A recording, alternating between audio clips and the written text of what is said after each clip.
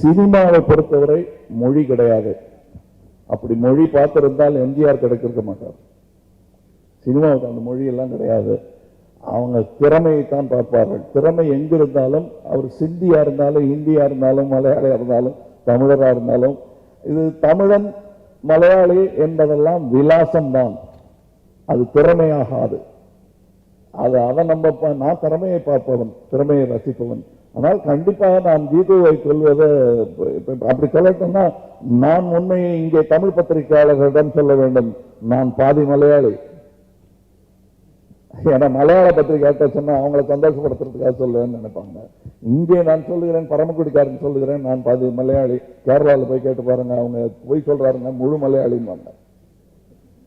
அந்த அளவு அன்பும் வரவேற்பும் எனக்கு கிடைத்திருக்கிறது. இந்த கலையில் மட்டும்தான் ஜாதி கிடையாது, மதம் கிடையாது, மொழி கிடையாது, எல்லாத்தையும் கடந்து பேசும் ஒரு உலக மொழி சினிமா. அதுல கதை வச்சிருக்கேன்னு சொன்னீங்கன்னா நிறைய வச்சிருக்கேன். இந்த மாதிரி சாதாரண மனிதர்களை பற்றிய கதைகளை எடுத்துத்தான் என்னை முன்னிலைக்கு கொண்டு வந்து நிறுத்தினார் என்னுடைய குருநாதர் கேபி அவர்கள். பெரிய பிரம்மாண்டமான படங்கள், விஸ்வரூபம் போன்ற, தசாவதாரம் போன்ற படங்களை அவர் எடுக்கவில்லை. ஆனால் சின்ன படங்களை எடுத்து அவர் அந்த அளவுக்கு வசூலை ஈட்டி தந்தவர். அவருடைய சிக்ஷன் தான். எனக்கு இது வியப்பா இல்லை.